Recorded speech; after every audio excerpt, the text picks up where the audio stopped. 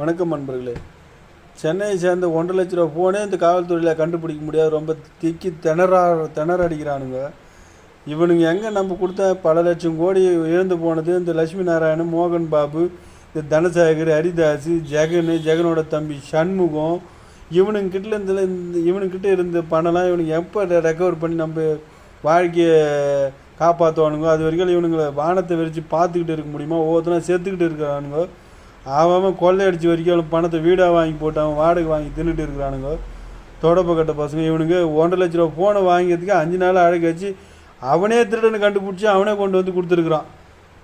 இன்னும் எவ்வளோ வெக்கைக்கு பாருங்க. அதை கூட இவனுக்கு ரெக்கவர் பண்ணி கொடுக்கும். அதே போல் தான் லட்சுமி நாராயணே வந்துட்டா கூட பணமே இவங்ககிட்ட எடுத்துன்னு போலீஸ் ஸ்டேஷனில் தந்து கொடுத்தா கூட இவன் பணத்தை கொடுக்க மாட்டானுங்க பொழுது.